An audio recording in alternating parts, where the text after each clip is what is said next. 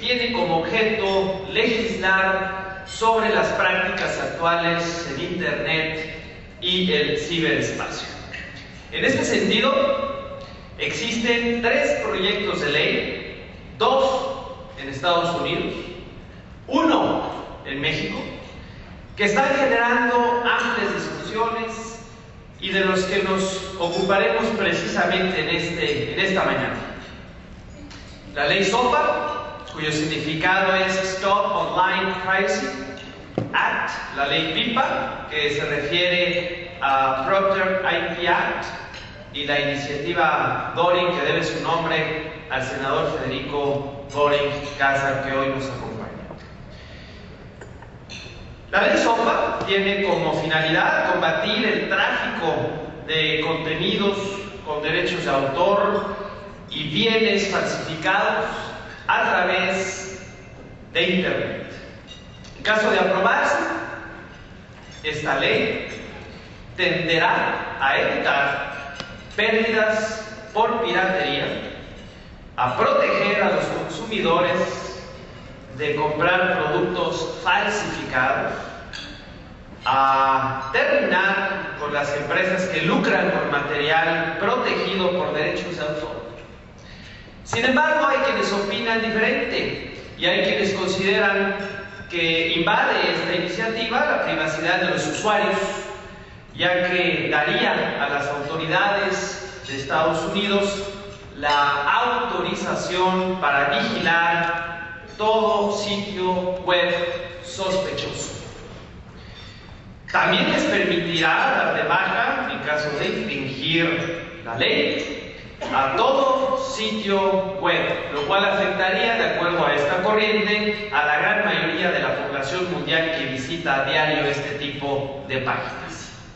En un segundo momento, hablaremos de la ley PIPA, que tiene por objeto restringir el acceso a sitios de Internet dedicados a infringir los derechos de autor o falsificar bienes.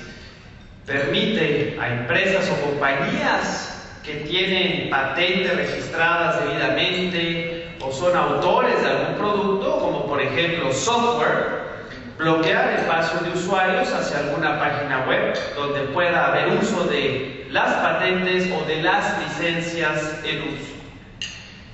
Esta última ley también tiene sus ventajas y desventajas. En cuanto a la iniciativa del senador Doring, es una propuesta de modificación de la Ley Federal de Derechos de Autor y su finalidad es inhibir las conductas de puesta a disposición de obras protegidas por dicha ley, que aún sin contar con un ánimo de lucro directo o indirecto, afectan la normal explotación de la obra. Para platicarnos sobre el contenido y el estado de su iniciativa, también está con nosotros, como lo comenté, el senador Doring, que es un honor tenerlo aquí. Finalmente, para cerrar nuestro encuentro del día de hoy, la licenciada Gilda González, miembro de la Asociación Mexicana de Productores de Fonogramas y Videogramas, Asociación Civil, el maestro Jonathan Garzón, de la Asociación Mexicana de Internet, y el licenciado Omer Salón García, coordinador del Comité de Telecomunicaciones de nuestro colegio, nos harán partícipes de sus opiniones y comentarios respecto a estas nuevas tendencias en regulación del ciberespacio. Les agradezco mucho pues su presencia el día de hoy y los dejo con nuestro primer vicepresidente para la presentación de nuestros invitados del día de hoy. Tengan todos muy buenos días y muchas gracias.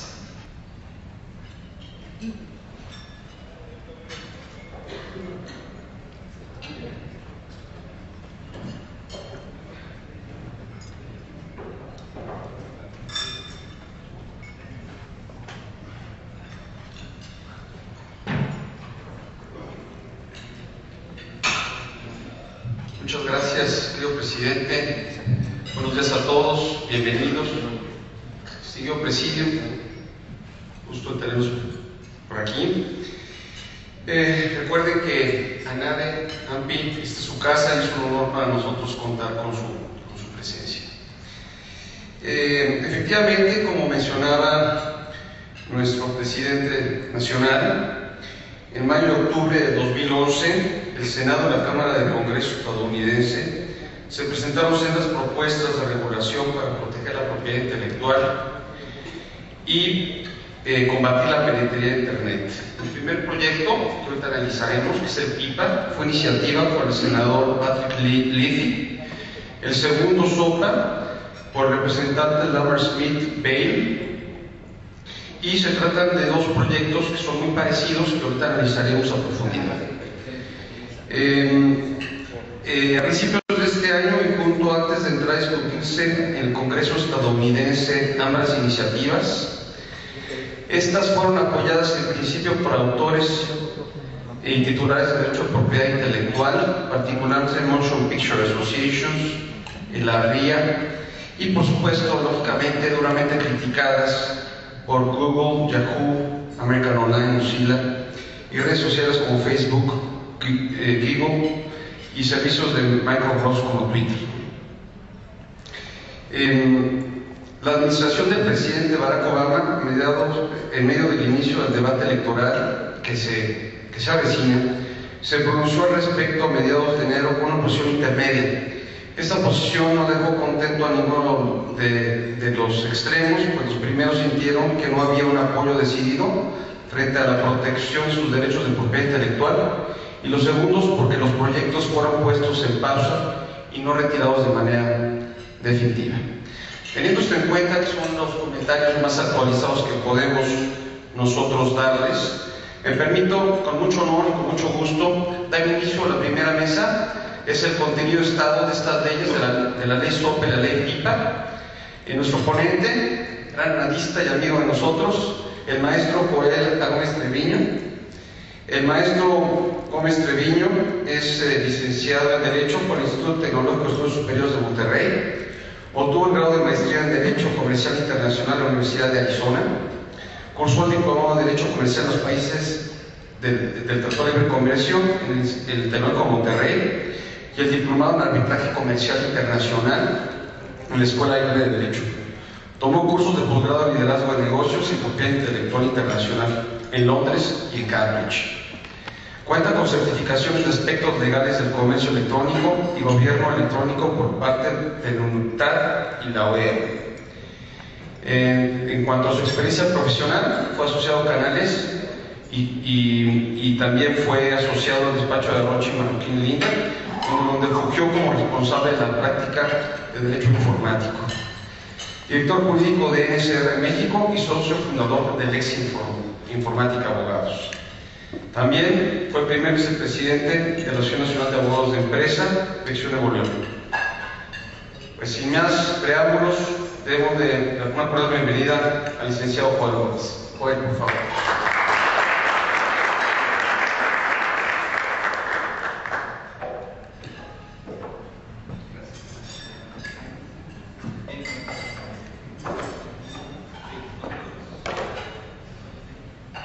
Bien, muy buenos días, siempre es un placer estar en esta clase de eventos con la ANADE, con AMPI y con tantos abogados conocidos del medio, gente especialista de la industria. Realmente cuando te invitan o te hacen la cordial invitación de venir a platicar en esta clase de programas o de eventos, pues hay poco que decir porque todos de alguna manera somos conocedores de la materia, estamos al tanto de los avances y los desarrollos de la legislación, de propuestas de tratados internacionales como ACTA, que también tiene mucho que ver con ese tema que estaremos tratando el día de hoy. Y bueno, estaremos viendo de manera muy breve, de manera muy precisa, dos iniciativas de ley que, por cierto, ya tuvieron a bien presentarlas con mucho detalle. Y vamos a ver a ciencia cierta cuáles son los puntos más controvertidos de esta ley. Desde luego que 20 minutos son insuficientes para tratar a profundidad las dos propuestas de ley. Son propuestas bastante extensas.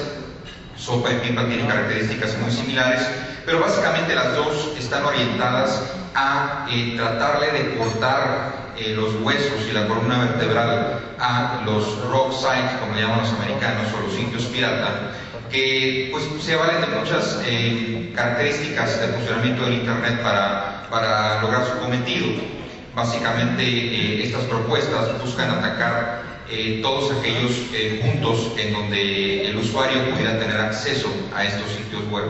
En primer lugar, se busca limitar el acceso a los usuarios a estos sitios web a través de obligaciones que se le imponen a los proveedores de servicios de Internet, a través de obligaciones que se le imponen a los motores de búsqueda, a través de obligaciones que se le imponen, por ejemplo, también a los proveedores de pagos electrónicos, en donde hay una prohibición muy concreta para evitar que se realicen pagos, porque gran parte de estos sitios web hacen publicidad o ganan a través de publicidad en sus sitios web. Entonces se busca cortar el acceso económico, ya sea a través de los sistemas electrónicos de pago, y también se le prohíbe a los anunciantes propiamente tratar de evitar estar publicitados en este tipo de sitios web.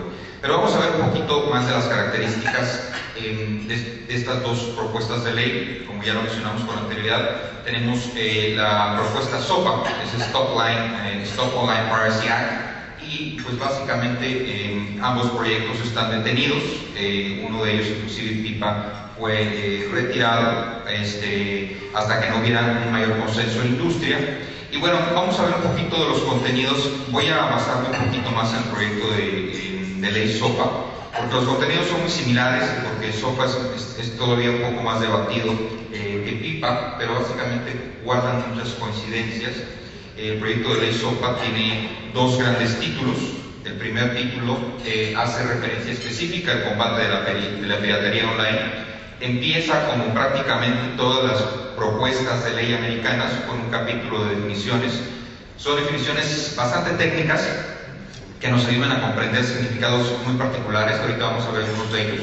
Luego vienen las facultades del Procurador de Justicia en relación con el alcance que puede tener para clausurar parcial o totalmente sitios web extranjeros. Viene por ahí también la protección a el robo de propiedad de los Estados Unidos, que le llaman así muy teóricamente y técnicamente robo de propiedad de Estados Unidos. Y luego viene un punto muy importante. Vienen dos áreas donde se habla de inmunidad, concepto muy interesante. Y me voy a detener aquí un poquito, porque aquí la parte más interesante de la propuesta es que toda la carga de llevar a cabo esta revisión o este combate a la piratería se la dejan a los intermediarios del mundo de Internet.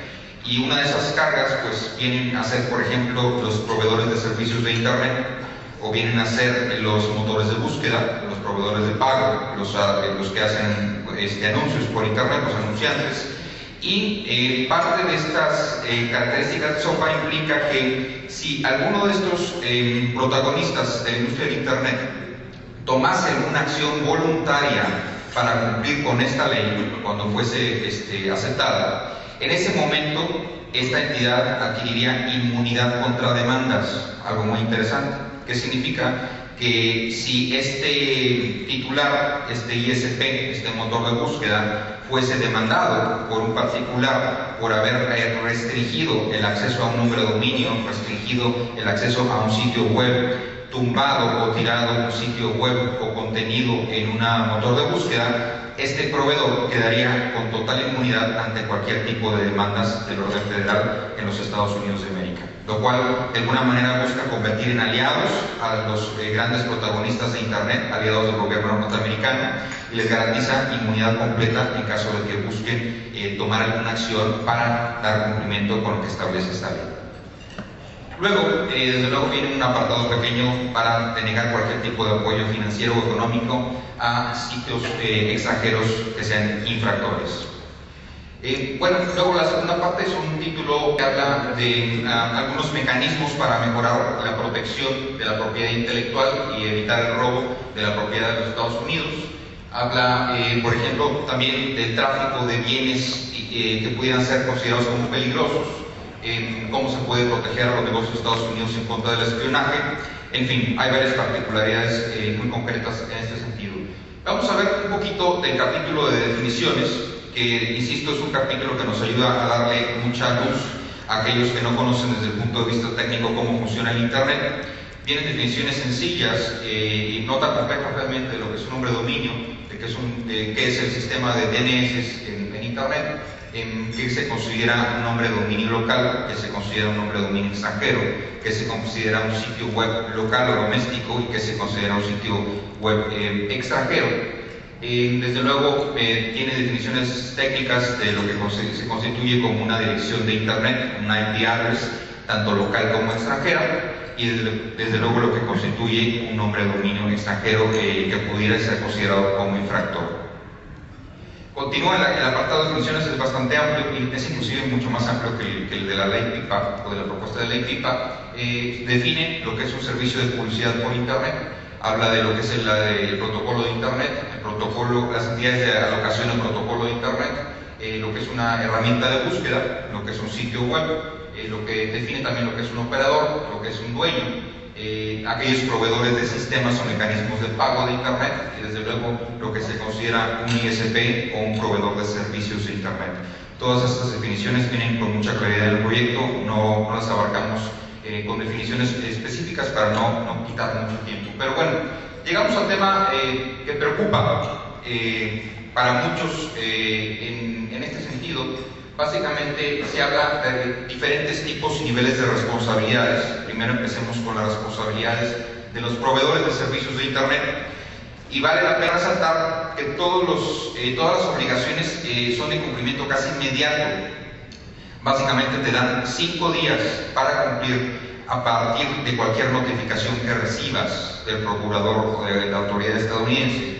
Y para el caso concreto de los proveedores de servicios de Internet, dice que pasados estos 5 días de la notificación, el proveedor de servicios de Internet deberá tomar medidas razonables, técnicas y posibles para evitar y prevenir el acceso de suscriptores de los Estados Unidos a sitios web o a nombres de dominio que resuelvan a una determinada dirección específica. ¿Qué implica esto? Vamos a suponer que la autoridad recibe una queja por parte de un particular en donde se anuncia o se avisa que cierto sitio web está vulnerando los derechos de propiedad intelectual de determinado titular o determinada industria. Previa investigación se determina que sí o se presume que hay una violación flagrante de derechos de propiedad intelectual. Entonces se da aviso a los proveedores de servicios de Internet en Estados Unidos para que bloqueen el acceso a sitios web extranjeros que pudieran ser considerados como infractores o inclusive que bloqueen el acceso a nombres de dominio que pudieran ser considerados como infractores. Estas son obligaciones muy particulares que adquirirían los proveedores de servicios de Internet. Insisto, son plazos muy cortos, estamos hablando de 5 días para tomar una acción específica cuando llegasen a tener una notificación de esta naturaleza. En el caso de los motores de búsqueda funciona la cosa muy parecida. También a partir de la notificación tendrán 5 días para eliminar cualquier liga o cualquier resultado en sus búsquedas que conduzca a un sitio infractor. De entrada parece algo sencillo de cumplir. Creo que no hay nada de Google presente, pero de entrada parecería algo sencillo de cumplir en el sentido de decir, bueno, yo doy aviso a Google, o doy aviso a Yahoo, o doy aviso a algún otro motor de búsqueda, y pues perfectamente dentro de 5 días pueden poner a trabajar a su equipo técnico para que borren los resultados de la búsqueda, si esto supusiese una facilidad de esta naturaleza. Sin embargo, hay que recordar que no todo el Internet funciona en una manera vertical. En buena medida, el funcionamiento del Internet en la época moderna tiene que ver con la Web 2.0, que es el concepto de redes sociales o el concepto de creación de contenido por parte de los usuarios. Ya tenemos sitios web gigantescos que son generados por los usuarios, ya el contenido no es generado por un dueño o un titular o una empresa. El ejemplo más concreto son sitios como Facebook o como Twitter, en donde son los usuarios los que generan el contenido. También hay sitios como Tumblr, que es un sitio web donde se comparten ligas básicamente, y el propósito de estas ligas pues es compartir información a los usuarios. En Twitter se comparten ligas, en Facebook se comparten ligas, en Poster se comparten ligas, en todos los principales sitios web que tienen que ver con redes sociales, que tienen que ver con contenido compartido de usuarios, hay compartición continua de ligas por parte de los usuarios o de enlaces a otros sitios web. Entonces, ¿qué implica? Estaríamos hablando de que todos estos sitios web, incluyendo YouTube, incluyendo LinkedIn, que es un sitio, una red social para profesionales, estarían obligados, pues, literalmente a monitorear sus contenidos para, una vez que hayan borrado la información, estar monitoreando que los propios usuarios no estén subiendo nuevamente estas ligas porque pudieran ser sujetos a responsabilidad. Entonces ahí tenemos una parte importante que preocupa no solo a los motores de búsqueda, preocupa a toda la industria del Internet, porque literalmente en todas las páginas web que tienen que ver con redes sociales existe como principal característica la capacidad de publicar enlaces a sitios de terceros. Entonces, si esto sucede, los titulares de estos sitios o los dueños de estos sitios tendrían que estar muy al pendiente de cómo funciona el Internet. Bien, voy a acercarme un poquito para estar más cerca de la audiencia. Gracias por traerme el micrófono delante.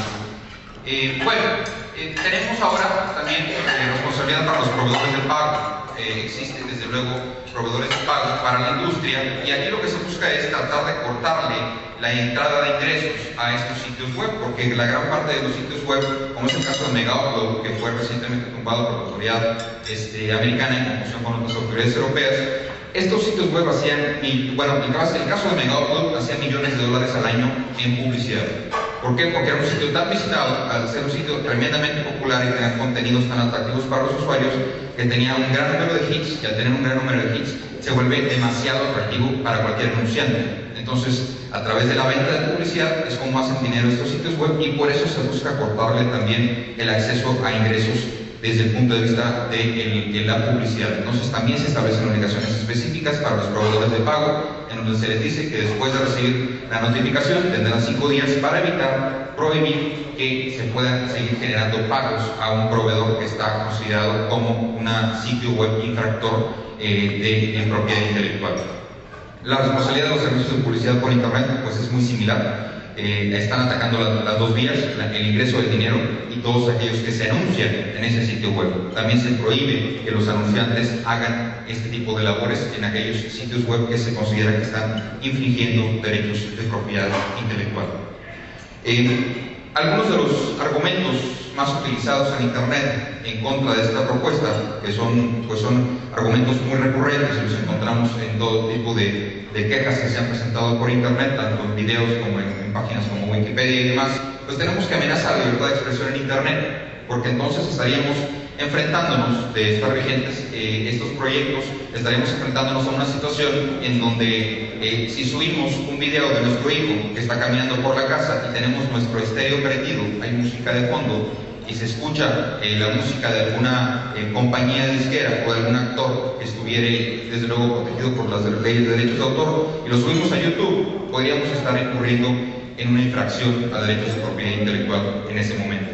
Por ahí se dice que inclusive los usuarios que suben esta clase de contenidos podrían ser inclusive sujetos a penas de prisión de hasta 5 años por subir información que vulnere derechos de autor. Pues cosas tan sencillas como esas, como subir un video propio, en donde inclusive a lo mejor estás representando la música de alguien más. Ya les pasó a los famosos Vázquez Samos, que ya fueron demandados por Adele y por su representante legal por estar haciendo uso, estar haciendo uso desde luego de música protegida, de obras protegidas. Esto le podría pasar eventualmente a algunos usuarios. Entonces, desde luego se dice que se atacaría la libertad de expresión porque estarían sujetos al escrutinio estricto para evitar que en ningún momento se vulneraran derechos de autor de terceros. Las responsabilidades para sitios que albergan contenido de usuarios.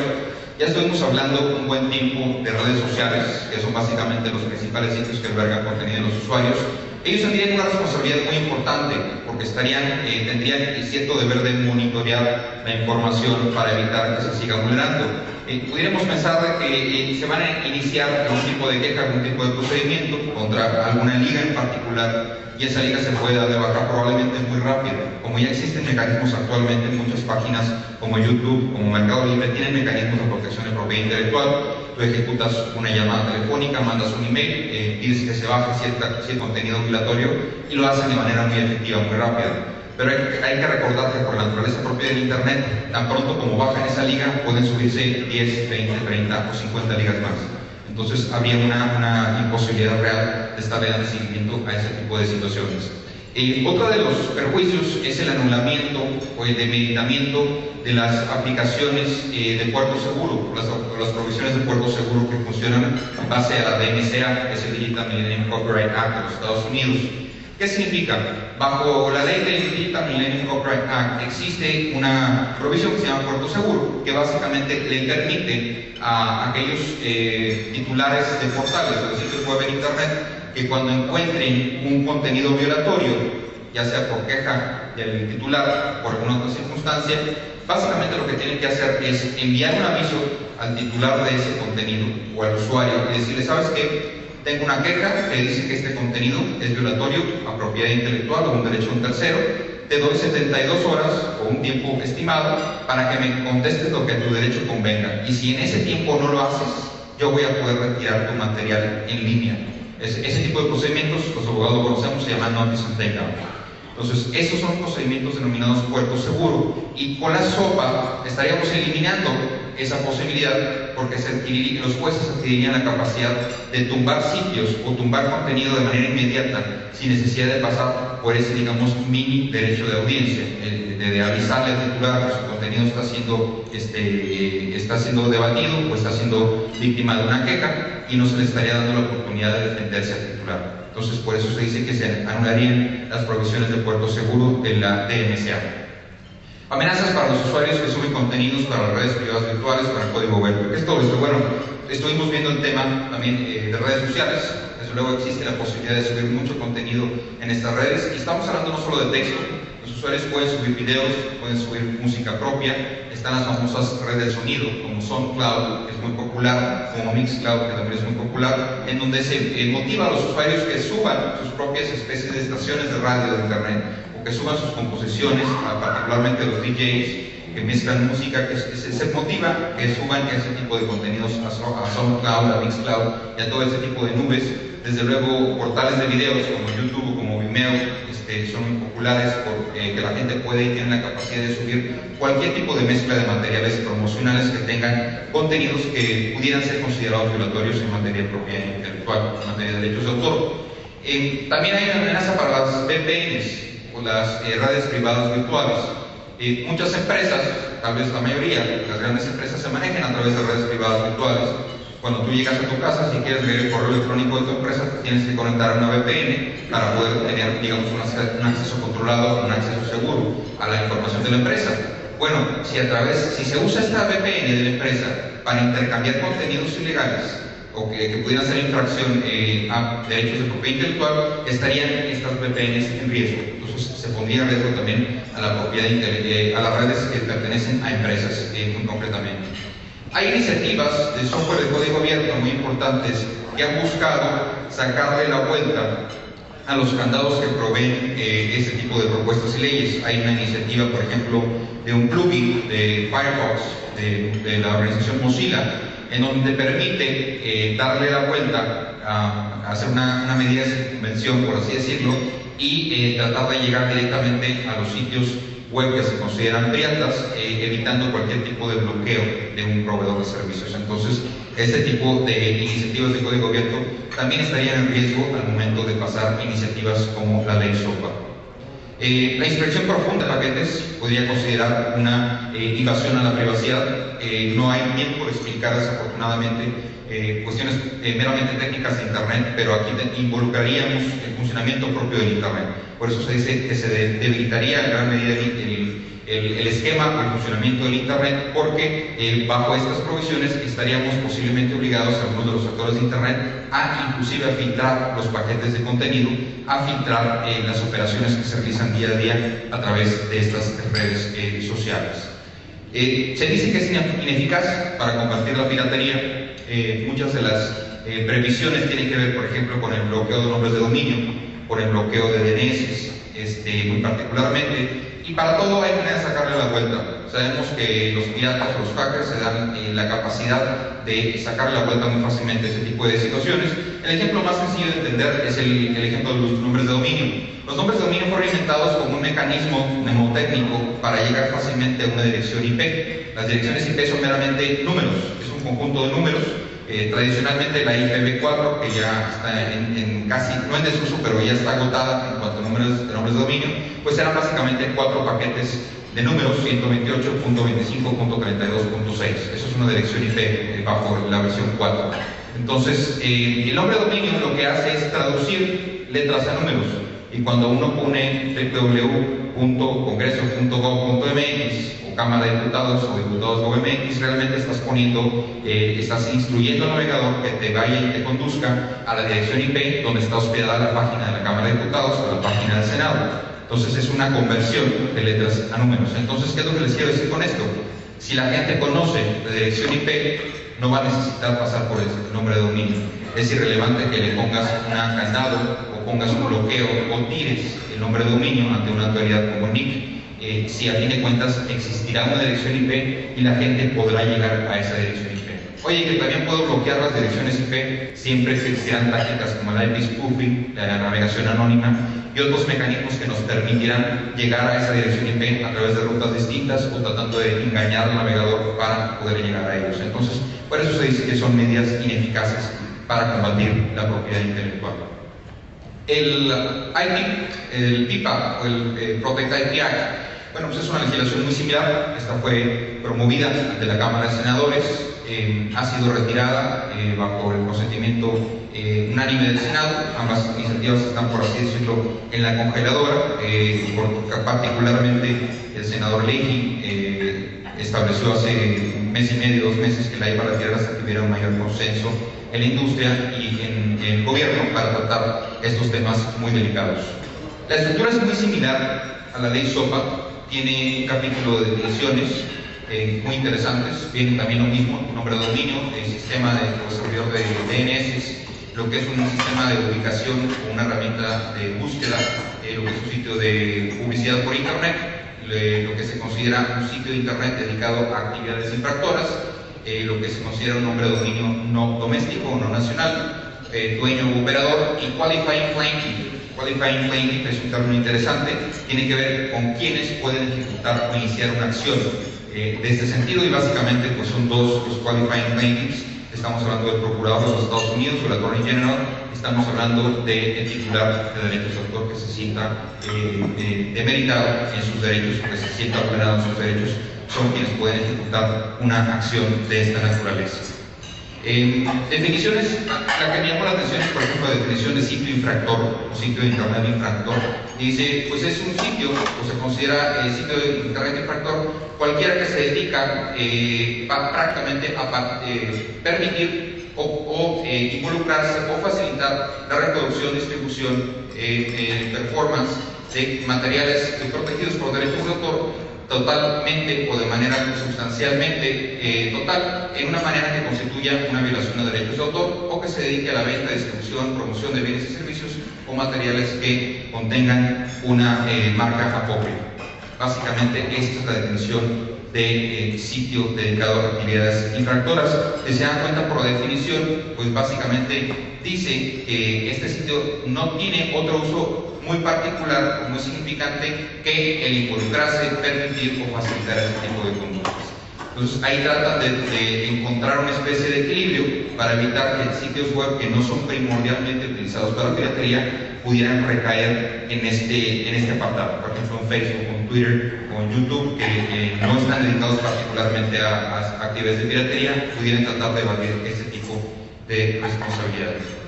Y aquí, además de las menciones que hice de SOPA, que son muy parecidas a PIPA, nada más quise mencionar un punto muy particular, que es el bloqueo de los DNS. Ya platiqué un poquito en qué consiste el funcionamiento técnico de los nombres de dominio y las direcciones IP, y uno de los puntos más, digamos, controversiales de esta propuesta, pues es permitir el bloqueo y la dirección de DNS para evitar que la gente llegue a los sitios web que son considerados como infractores o que están realizando actividades de piratería. Básicamente se dice que puede fracturar la integridad del sistema de nombres de dominio, amenaza la funcionalidad global del Internet.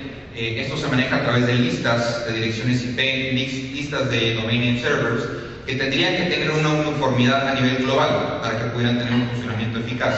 Estas listas de DNS tienen propagaciones a través de Internet y pueden tener diferentes niveles de propagación a nivel mundial, porque los titulares están en diversas partes del mundo. Sería muy complicado habilitar una prohibición de esta naturaleza.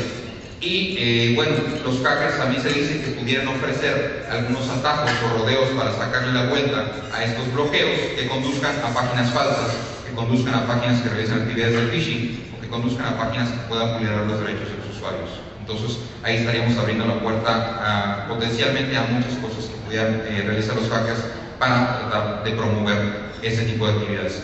En general, este es el contenido de SOPA y de PIPA. Como vemos, el objetivo de ambas propuestas es cortarle todos los medios a los sitios web infractores. Por una parte está cortarle el acceso a través de los proveedores de servicios de Internet, cortar el acceso a la posibilidad de que la gente encuentre resultados de búsqueda en los motores, cortarle el acceso a los ingresos por publicidad, cortarle el acceso desde luego a los anunciantes y desde luego también implica responsabilidades importantes para los usuarios. Si se fijan, todas estas acciones recaen a fin de cuentas en terceros, y esos terceros son los grandes protagonistas de Internet. Entonces, la carga de ejecutar este tipo de acciones, de prohibiciones, de restricciones, estará en los grandes proveedores, en los pequeños y los medianos proveedores de servicios de Internet, los motores de búsqueda, los proveedores de sistemas de pago, los anunciantes. En fin, sería una amplia cadena de responsabilidad solidaria de alguna manera para ejecutar ese tipo de acciones, lo cual preocupa desde luego a toda la industria. Ustedes no son ajenos a las quejas que han habido sobre este tipo de propuestas a nivel mundial. Es cosa curiosa que las quejas han sido a nivel mundial, no solamente en Estados Unidos. Por ahí hay otro estudio interesante que se hizo en Estados Unidos en donde dice que el mayor número de personas que se han quejado sobre estos dos proyectos son personas menores a 30 años de edad. Eso nos da una claridad y nos da un panorama muy concreto de quiénes son los que se están oponiendo a este tipo de legislación, y básicamente son las personas menores de 30 años, que se supone que son las personas que realizan mayor descarga de música y de contenidos protegidos por propiedad intelectual. Pero bueno, creo que Felipe, no sé, ya estoy un poquito en tiempo. Me gustaría ceder la palabra a los próximos expositores para poder seguir tratando el tema. No sé si haya espacio para alguna pregunta o preguntas de la audiencia.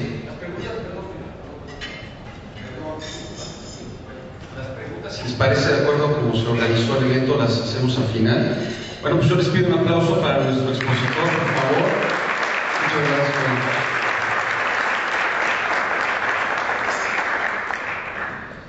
Muchísimas gracias, Joel, por tu extraordinaria exposición, sobre todo por el tiempo tan corto. Salvo, y recuerda que aquí en ANADA y NAP somos muy relajados, salvo que tuvieras algún compromiso y quisieras ahorita proceder a las preguntas, está bien. Porque de acuerdo al programa, la idea es hacerlo al final, si tú estás de acuerdo. ¿Okay? Bien. Continuamos ahora con nuestra segunda mesa, es el contenido y estado de la iniciativa DORIN. Nuestro ponente es el senador Federico Dorin César. No requiere ningún tipo no requiere ningún tipo de presentación, todos lo conocemos, pero vamos inmediatamente a darles una pequeña introducción de en qué nos encontramos. Como es de todos conocido, el senador Federico Dorin presentó en diciembre pasado un proyecto de decreto que reforma la Ley Federal de Derechos de Autor y adiciona un capítulo y diversos artículos a la Ley Federal de Derechos de Autor actualmente vigente. Esta iniciativa intenta inhibir las conductas de puesta a disposición de obras protegidas por la ley, mismas que por su cantidad y volumen, aún sin contar con un ánimo de lucro directo o indirecto o una ganancia a escala comercial, afectan la normal explotación de la obra en el entorno digital. La iniciativa busca disuadir estas conductas, respetando plenamente los derechos fundamentales, los derechos de privacidad de los usuarios, la libertad de expresión y proteger los derechos de los titulares de derechos de autor. Particularmente es reformar los artículos 27, fracción primera y cuarta, 131, fracción primera, añadir el artículo 151 bis y modificar el artículo 131, entre otros. Finalmente, y nada más para ponernos en contexto, que es parte de mi función como moderador, es comunicarles que el pasado 18 de enero del año en curso, el senador precisó que la iniciativa que presentó busca disuadir la práctica de la piratería y no pretende emular, ni mucho menos replicar una propuesta como la SOP.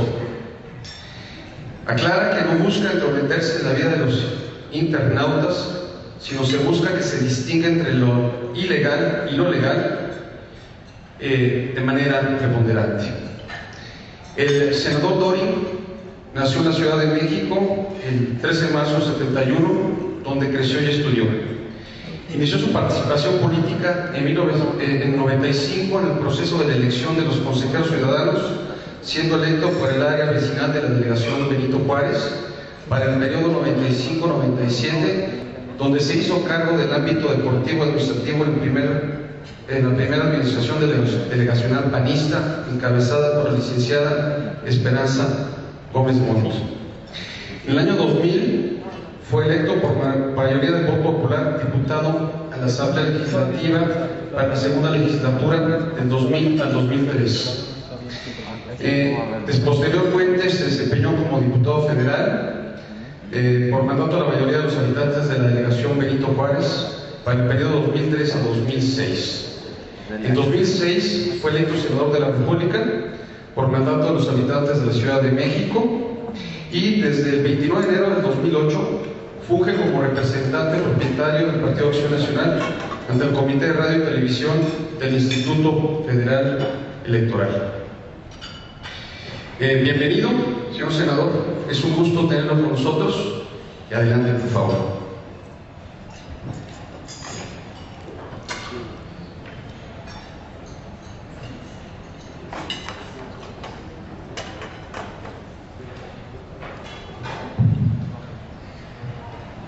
Buenos días a todos, agradezco la invitación de ANADE y de AMPI para platicar con ustedes el día de hoy. Quisiera empezar por explicar el origen de la iniciativa, o la denominada iniciativa de Dorin. En el Senado de la República, porque ya nos puso muy bien, fue lo que es SOPA y lo que es PIPA, pero discutimos hace unos meses una propuesta de acuerdo comercial, el ACTA, el Counterfeiting and Trade Agreement, que promovía el gobierno del presidente Calderón.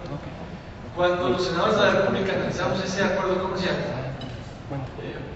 diríamos extralimitándonos en atribuciones, sacamos un punto de acuerdo por el cual creamos un grupo de trabajo y ese grupo de trabajo resolvió sugerir al Ejecutivo Federal que en caso de que se ratificase con la firma ese acuerdo comercial por el Estado mexicano, no tendría respaldo del Senado de la República. Es decir, por un posicionamiento político, tiene que ver un poco con estos temas que ha expuesto sobre SOPA y PIPA. Quienes estuvimos en ese grupo de trabajo, analizamos someramente no la oportunidad que se ha hecho hoy día el tema de SOPA y PIPA y decidimos fijar una postura política de rechazo a algunos de los excesos que hemos escuchado que contiene la pretendida legislación estadounidense. Y una de las conclusiones de ese acuerdo, me parece que también es muy importante que lo tengan presente aquí, es que el Senado de la República iba a hacer una contrapropuesta legislativa. Dijimos que no al acuerdo comercial que promovía Calderón, pero entendíamos que había que hacer algo para fortalecer el marco jurídico en el ámbito digital para hacer de mayor, diría yo, prevalencia del marco jurídico para los derechos de autor y de propiedad intelectual. Y lo que hizo el servidor fue que yo retomé lo que escuché que me hizo sentido y eso lo trabajamos, hicimos una propuesta. Y habiendo dicho eso, explico muy resumidamente la propuesta. Yo creo que es un problema, y ofrezco disculpa porque yo no soy abogado, aquí es un tema de mucha especificidad, no solo técnica sino jurídica, pero es un tema de jurisdicción en cuanto a la aplicación de la ley. Hay un problema para el Estado mexicano y para todos los países de cómo, en el ámbito de tiempo y espacio, poder llevar ante la justicia de cada país a un infractor de derechos de autor y de propiedad intelectual. Entonces, Entonces la propuesta de SoftPaper son propuestas radicales donde lo que tratan de atender es que ante la imposibilidad del due process norteamericano y de llevar ante la justicia a alguien que probablemente ni siquiera vive en Estados Unidos, probablemente está violentando derechos de autor y de propiedad intelectual desde un servidor hospedado en otro país, lo está haciendo con una dirección de IP que es un número, entonces ni siquiera puedo requerirlo, pues suena un poco difícil conseguir una orden de aprehensión contra una serie de números, ¿no? Lo que están tratando de hacer es bloquear para el consumo del estadounidense, de tajo, el acceso a esos puertos. La propuesta que yo presenté cobró notoriedad porque con todo lo que he explicado, bueno, sí le impone al ISP una serie de obligaciones adicionales. Y aquí hay que decir también una cosa que me parece que no está en el colectivo de la reflexión sociológica. Estos muchachos de menos de 30 años a los que hizo referencia, me gustó el dato que dio al final, y muchos mexicanos, pero no más allá de México, los ciudadanos hoy día percibimos que Internet es gratis y pareciera que las mayores bondades de Internet son gratis, y entonces quienes tengan aquí un muro de Facebook creen que eso es gratis, y quienes aquí tengan un Twitter creen que eso es gratis, y eso es un error, eso es un negocio. El servicio se nos presta gratis, pero gran parte de la oposición de los buscadores, como fue Google y todos los que hicieron una manifestación política hace unos meses, es porque si yo empiezo a bloquear páginas en aras de defender derechos de autor y propiedad intelectual y le cancelo el acceso a esos dominios de Internet a usuarios estadounidenses, más allá de defender derechos de autor, cuando baje el número de cibernautas que usan Google para acceder a esa página de contenidos ilegales, el contrato de publicidad de los banners que yo tengo contratados en mi portal de Google va a bajar, porque el número de cibernautas que usan Google va a disminuir. Y ese también es un conflicto de interés que nadie habla. Entonces, en la percepción sociológica pareciera que Twitter y Facebook son gratis, y no son gratis. Que estemos ahí es gratis. Pero si la mayor colocación que se hizo en Wall Street en fecha reciente fue la de Facebook, es porque hay un manejo publicitario en torno a los datos que ustedes aportan voluntariamente a Facebook y a las bases de datos que Facebook puede vender a cualquiera en nichos perfectamente. Si todo el mundo tiene un grupo Facebook de la nave, ¿cuánto vale esa base de datos si yo voy y la compro en Facebook para después usarla políticamente en una campaña electoral con un mensaje perfectamente estudiado para un nicho tan selecto como la nave? Entonces no son servicios gratuitos, pero en la percepción de los menores de 30 años, eso es gratis.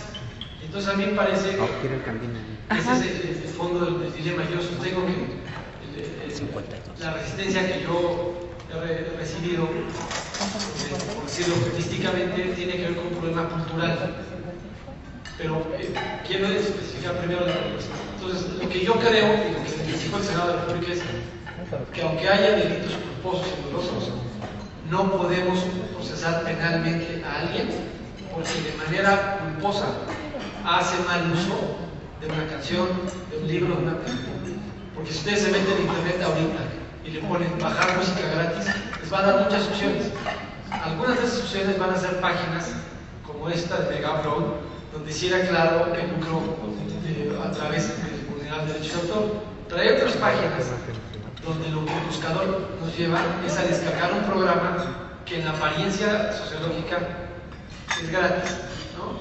Y con el cual ustedes pueden compartir y recibir canciones, libros o películas de alguien más gratis. Y si no tienen publicidad, ustedes están cometiendo una infracción, pero culposa, lo cual no nos exime jurídicamente, pero me parece que no puede ser el exceso de SOPA, PIPA o de la ley CINDE o de otras opciones donde lo que quieren llevar es al infractor culposo ante un juez a defender su causa, no solo administrativa en términos de la multa, sino de la posible cancelación del correo electrónico o de una responsabilidad penal. Entonces, lo que nosotros dijimos es que no debería en un estado tan desigual como el estado mexicano ser procesado penalmente a alguien por una infracción culposa de violación de derechos de autor de propiedad intelectual.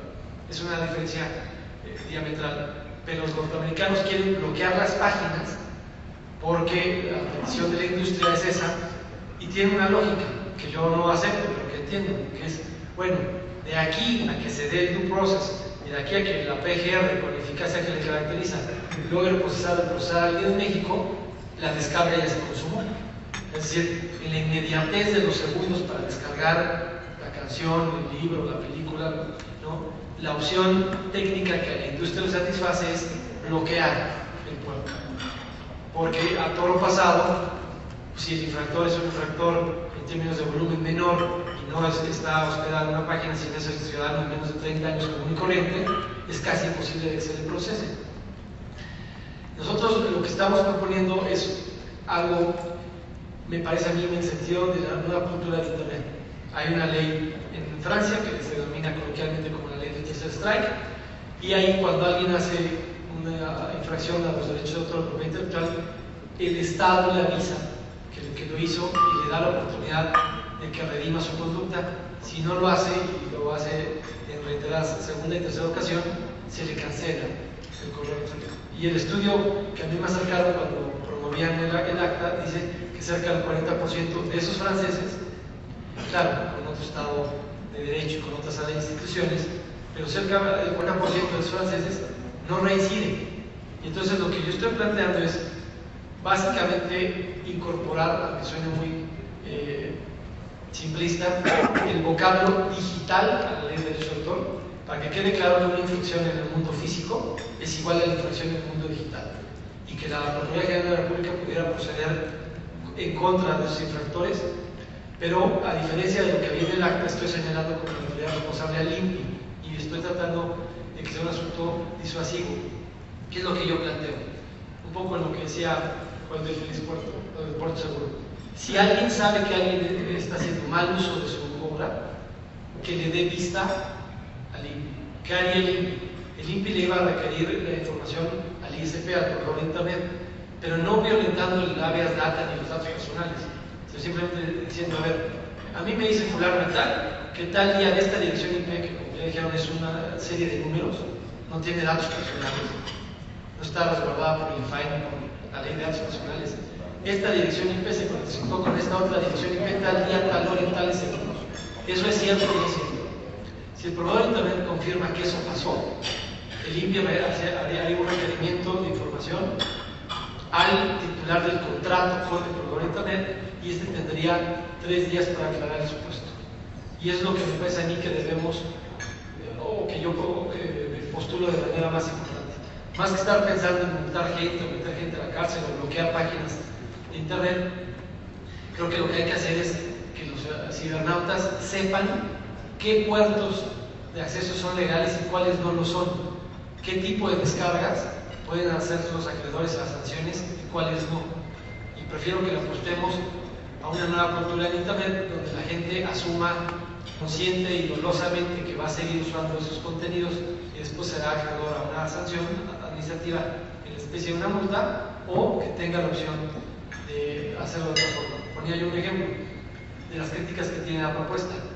Es que si la dirección de IP está contratada por Federico Doring y mi hija de 16 años hace la descarga, me va a llegar la notificación a mí del INPI, claro que sí. Y yo tendré 3 días para investigar quién se conectó de esa computadora tal día, tal hora. Y ya tendré la oportunidad de hablar con mi hija y decirle que eso no se puede hacer. Si eso pasa en el café Starbucks, porque la dirección de IP está domiciliada, pues ya tendré la oportunidad restaurada de poner algún bloqueador que vale 1.800 pesos en el programa para que los usuarios de esa dirección IP del Wi-Fi de Starbucks no hagan ese tipo de descargas en Starbucks. ¿Eso es popular? Claro que no. ¿Afecta intereses? Por supuesto que sí. Pues a Starbucks no le va a gustar que ahí no se puedan hacer las descargas, porque seguramente habrá gente que deje de tomarse un café ahí y que vaya a hacerlo a otro lado.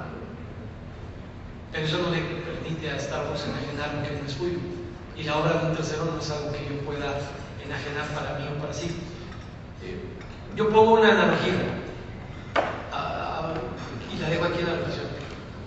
El que ustedes paguen la tenencia vehicular, el que paguen los derechos de licencia de manejo, el que paguen el tarjetón con chip de Braille, les da derecho a manejar en estado de ebriedad a la velocidad que quieran y en el sentido que les dé la gana por la Ciudad de México. El coche es suyo. la calle es tan pública como Internet. Y hay reglas de cómo se conduce alguien en la calle. Y hay derechos de terceros. Internet no puede ser un asunto de anarquía orquestada. Debe ser algo libre en términos de expresión, pero no necesariamente gratuito. Y ahí es donde yo creo que está el debate. Yo pongo otro ejemplo, porque aquí veo gente mucho más joven que yo y gente con algunas caras como yo, que lo platicaba el otro día con los muchachos del TEC. Y muy interesante porque, oye, son muchachos de más de 30 años y están en contra de la propuesta. Pero como me decía una muchacha que estudiaba química, es que no todos los mexicanos tienen $1,600 para pagar un libro de química que yo tuve que comprar. Y entonces yo quiero que los puedan descargar gratis en internet. Entonces yo le decía, qué interesante. Y tú estás en el TEC pagando 9-10 mil pesos mensuales de colegiatura para recibirte con un título que valga algo en el mercado laboral, ¿no? Pero quieres que ese título te llegue gratis. Y quieres que lo que vale tu título en la calle, que son las pestañas que se firmó un científico durante 15 años para hacer una obra que el mercado reconoce en $1,600, y que el título del TEC a ti te va a dar orgullo y te va a dar 1 o 2 dígitos más en el mercado laboral que cualquier otro egresado de la misma carrera de la universidad pública, te lo regale el que hizo esa obra. Pero si quieres cobrar por tu título del TEC, como egresada del TEC, qué interesante argumento. Pero sociológicamente, el ejemplo que puedo poner en carne propia es que los que vivimos la transición de los discos de 33 y 45 revoluciones al disco CD y a lo que hoy día es el mundo de las telecomunicaciones, yo sí me acuerdo y lo platico, cuando el que me regalaron un disco, como a muchos aquí, el día de nuestros cumpleaños, era un gran regalo. Que tu papá te regalara un disco te hacía el día de tu cumpleaños. Si hoy día ustedes van y le platican a un muchacho que le van a regalar un disco el día de su cumpleaños, suena a insulto, suena a muy poca cosa. Y si había piratería, claro que sí. Había quienes tenían dinero para comprar el disco y para comprar el cassette, y había quienes tenían la astucia mexicana de comprar el disco, ponerlo en Durex al cassette y grabar el cassette. Pero la piratería era algo que hoy se conoce como la copia privada. No desdoblaba el mexicano el disco en un cassette virgen con Durex para después vender un disco duro con 20,000 canciones. Y entonces el tema hoy día que yo estoy tratando de definir, y la reflexión cultural y la batalla que tiene que librar, en este caso yo, pero el país, el Estado mexicano, es en términos de la copia privada, ¿qué tanta copia privada se vale hacer de lo que uno compra legalmente a través de internet? Si uno lo compra a través de iTunes, tiene 4 copias privadas: la de la laptop, la del iPod, la del iPad y la de cualquier otro gadget. Y eso es legal. Es decir, hay un sector de la industria que cree que si ya la compré, tengo 4 opciones para yo, Federico Dorin, consumirla. Pero el debate es si porque yo la compré, creo que se las puedo regalar a ustedes. Y yo les puedo regalar mi talento y mi creación, si existiera, cosa que no existe, pero no les puedo regalar las de los demás. El que yo compre algo en internet no quiere decir que yo lo pueda intercambiar con ustedes para que ustedes jamás lo tengan que pagar. Yo no les puedo regalar el talento ajeno, no les puedo regalar la obra ajena. Los que venimos de esa transición sí entendemos que íbamos a las fiestas y lo que aportábamos era nuestro disco a la fiesta de nuestro amigo. Pero hoy los muchachos de menos de 30 años entienden que no hay necesidad de comprar la música. Alguien se las va a regalar. Alguien les va a regalar el talento y el trabajo ajeno. Y ahí es donde sí es un problema cultural. Es mucho más grande que sopa pipa o la ley Doring. Es un asunto de cuál es la visión de México en un mundo globalizado, donde la tecnología ha socializado y abaratado el acceso a la información y al conocimiento como algo muy bondadoso. Pero ustedes son abogados, tienen mayor vocación para defender eso. Pero yo le decía a los abogados, estudiantes del TEC, el otro día también, entonces qué curioso, los que aquí estudian informática quieren poder intercambiar todo gratis a través de internet, pero el día que ustedes se reciban y trabajen para Microsoft y reciban regalías por haber hecho la versión 2025 de Windows, ¿a poco sí les va a gustar que todo el mundo la instale en su casa, en su oficina, sin haber pagado la licencia? Entonces sí creo que es un tema de reflexión de dónde va a estar México en los próximos 10 o 15 años. Yo que terminé haciendo, como platico, algunas tareas en el año 89-90, cuando iba saliendo de la prepa, en papel cascarón e ilustración con una monografía que se compraba y se transcribía en el reverso de una máquina de escribir, tengo un concepto distinto de cómo ha sido la transición tecnológica. Pero un muchacho de 6, 8 años, mis hijas, que eso le suena a la prehistoria de Porfirio Díaz, libros de texto gratuitos de la SEP, y que no saben hacer una tarea así, y que todo lo consumen en Internet, tienen una percepción cosmogónica completamente distinta de lo de Internet. Y sí se percibe que Internet no solo es libre, sino gratis. Y esa es una falsa percepción. Lo que debe de ser Internet es un espacio de libertad de expresión absolutamente libre. Yo mi propuesta la puedo defender a los ojos porque no tiene los excesos de sopa. Decían del ejemplo de Vázquez Amo. También la propuesta sostiene que se requiera la autorización del titular de la obra para poderla poner a disposición. Y el término de poner a disposición de la propuesta que yo planteo es un tema que no se ha expuesto, pero que pueden buscar en Internet, de los programas que llaman peer-to-peer. Los programas peer-to-peer, traducidos a vocablos comunes y corrientes, fueron, por ejemplo, el programa de LimeWire. Se inventaron en universidades estadounidenses para intercambiar archivos cuyo volumen no cabe en una bandeja de correo electrónico. Quienes conozcan gente, para que nadie se apunte por alusiones, pero quienes conozcan gente que hayan hecho descargas de películas o de libros o de música a través de sus programas, saben que esas descargas y esas puestas a disposición de los archivos no se hacen de mi correo electrónico al suyo, se hacen a través de Internet en otros programas. Entonces, si no tiene que ver con el correo electrónico, no tiene que ver con el habeas data, no tiene que ver con datos personales, no tiene que ver con monitorear los consumos de los correos electrónicos de absolutamente nadie. Eso no se puede hacer a través de Twitter o de Facebook. ¿Qué es lo que se puede hacer en Twitter o Facebook? Se puede postear el link del video, pero el que yo vea en el muro de ustedes un video de YouTube o de manufactura de ustedes, no quiere decir que yo lo pueda descargar y tener para mí goce y disfrute en mi laptop. Quiere decir que me remite al titular de los derechos. Entonces, el término de la iniciativa que yo presenté, cuando habla de poner a disposición, implica, como está definido en tratados institucionales, que yo pueda hacer para mí y para mi goce y disfrute, en fecha posterior, lo que ustedes han puesto a disposición, como si fuese una copia privada mía de la copia privada de ustedes. Y ahí es donde sí hay una infracción a los derechos de autor y propiedad.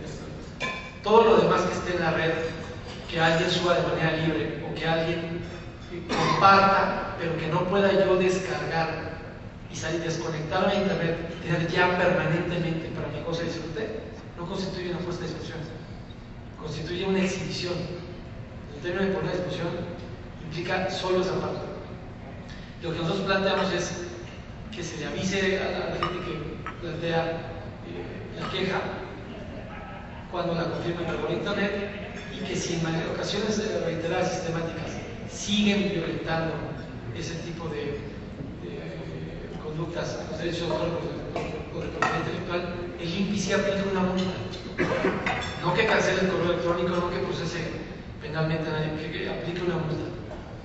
Hay multas en función del volumen de la operación de las descargas de varios salarios mínimos, pero yo lo que quiero dejar claro es la parte más importante para mí, para quienes estamos empujando la propuesta, aunque sé que no, al igual que se dijo, quizá no satisfaga al 100% de la industria, es que los cibernautas aprendan primero qué dominios, qué contenidos pueden ser legales y cuáles pueden ser no legales.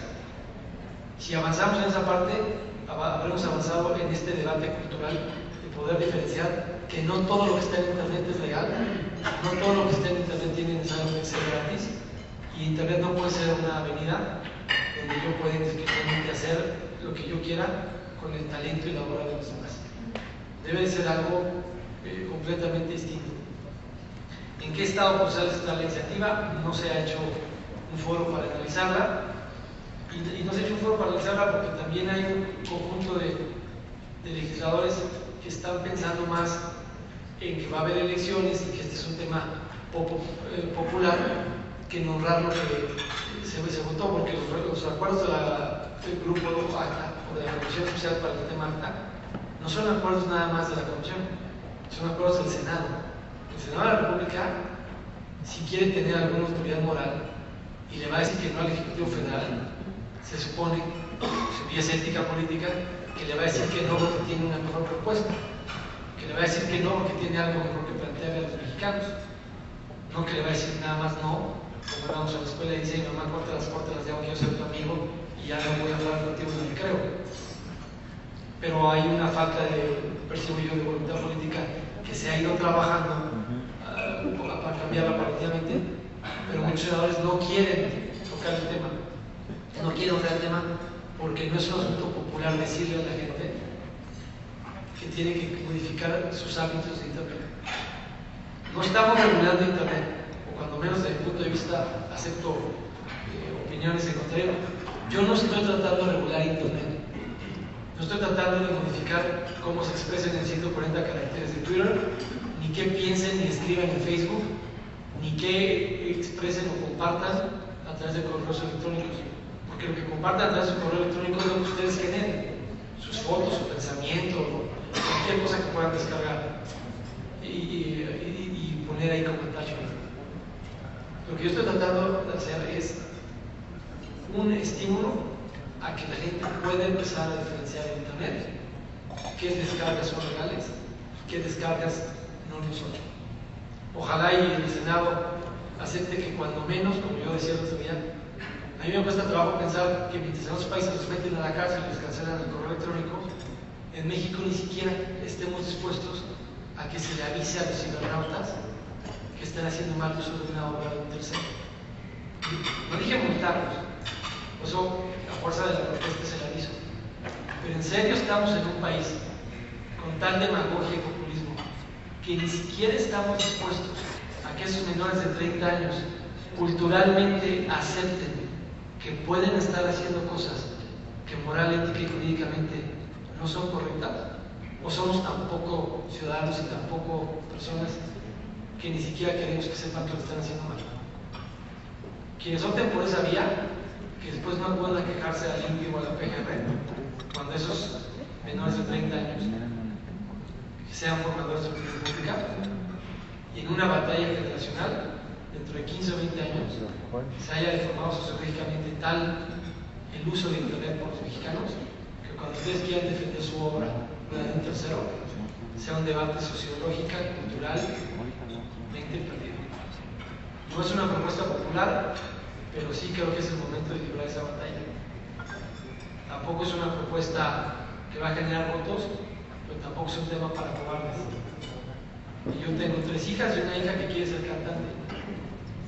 Y eso yo creo que les explica en gran medida por qué tengo que defender lo que no es mío directamente, pero sí es indirecta. Los sueños de mi hija como cantante son un valor importante de defender. No es mi talento, no es mi obra, pero es algo muy cercano a mi corazón. Y es gran parte de lo que ha hecho que yo esté metido en un tema que no es popular y que hace que se perciba como que quiero hacer cosas que no quiero hacer. Termino con la contrapropuesta que me escuchó de algunos senadores. Es que lo que no hay que hacer es castigar al cibernauta, hay que castigar de la página de internet. ¿No? Es decir, no castiguemos al infractor, sino cancelemos la posibilidad de que el infractor infrinja la ley. Y eso sí es OPA, eso sí es cancelar los puertos, eso sí es bajar páginas de internet. La propuesta que vimos hace unas semanas es por las obligaciones que le impone la pretendida ley SOPA a los proveedores de internet y para concientizar a todo el mundo de cómo sería un día sin internet. Y eso va a enfrentar una serie de intereses económicos y políticos distintos. Los aforos, los impactos en internet de esos buscadores y la publicidad de todos esos buscadores. Tampoco es una opción fácil pero sí es una opción con censura, sí es una opción sin que pase por el 14 y el 16 constitucional y sin que se tenga una orden de aprehensión, sin que se tenga una sentencia firme que diga que tal página está violentando el derecho de autor. Ante la mera presunción y la incapacidad para manifestar lo que ese derecho convenga del supuesto infractor, el Estado mexicano tendría que cancelar páginas de internet porque estamos quedados fuera del control de los dominios mexicanos. Eso sí es OPA, y esa sí es una línea muy delgada que sí puede afectar la libre navegación de internet y la libertad de expresión de internet. Yo prefiero que la gente sepa que lo que hace está mal y que si lo vuelve a hacer lo haga dolosamente y conscientemente, que un tercero prejuzgue lo que yo puedo o no consumir en internet. Son básicamente las dos opciones y por eso la mía no se parece a la de SOPA, aunque la industria quisiera esta segunda. La industria prefiere que se cancele la posibilidad de la infracción. Yo no puedo decir que quiero que exista la posibilidad de la infracción, pero prefiero que el ciudadano decida a que decida el Estado por un ciudadano, porque no todos los infractores son dolosos, muchos son culposos. Y es un problema de impartición de la ley, de justicia. ¿Cómo le va a hacer la PGR para procesar las páginas que no son mega upload y que no tienen publicidad y lucro directo? ¿Cómo le van a hacer? Pues ponía el ejemplo de Facebook y de Twitter. Ahí no hay un lucro directo e indirecto, pero hay bases de datos y hay dinero. No es generación espontánea, son portales para que todos los usemos libremente. Entonces, aquí con abogados dejo la reflexión. Si vamos a ir por esa vía, ¿cómo vamos a acreditar el lucro directo e indirecto? ¿Y cómo vamos a poder bajar las páginas? Suponemos sin conceder que se llega a hacer. Y si llega a ser, ¿en serio se va a sostener ante un juzgado de distrito? Está también hecha la legislación como para acreditar el lucro directo e indirecto. La natural conversación de la obra. ¿Por qué? Porque la página no tiene publicidad. Porque alguien que no sabemos cómo se llama y nada más es un número, ofrece un programa gratis para descargar música gratis. ¿Ustedes como abogados creen que ganarían ese asunto en un juzgado de distrito? Por su atención, muchas gracias.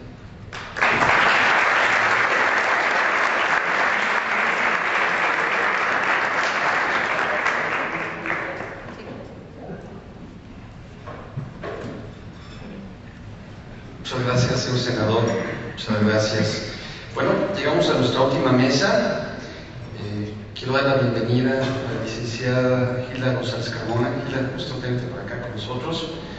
La licenciada Gilda González Carmona es la directora general de Amprofon. Cuenta con una licenciatura en Derecho, así como maestría en Derecho Privado.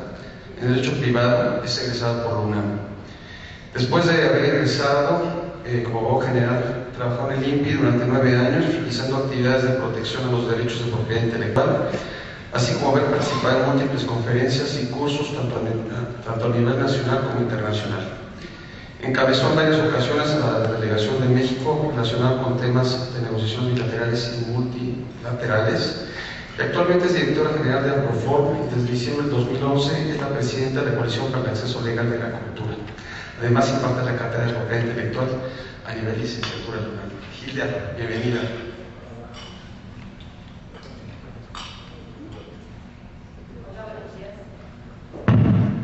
Buenos días a todos. Gracias a Alan Villanueva por la invitación. Yo un pequeño detalle, José Juan, que cuando viste el currículum del señor senador, hoy es su cumpleaños, entonces creo que le podemos dar un fuerte aplauso, ¿no?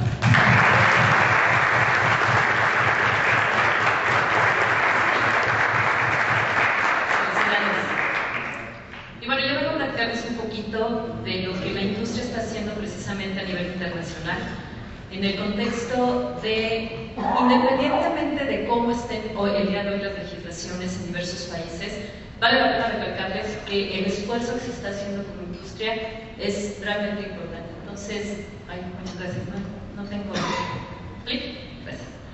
Bueno, estos son más o menos los números.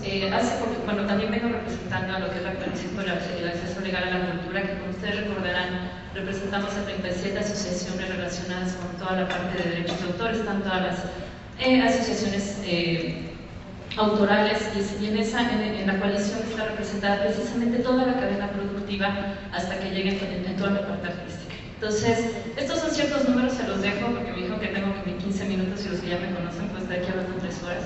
Entonces, son ciertos números, ciertas cantidades que cada año, ¿no?, va sucediendo las diferentes industrias. Esto es lo que ven en la parte de la música.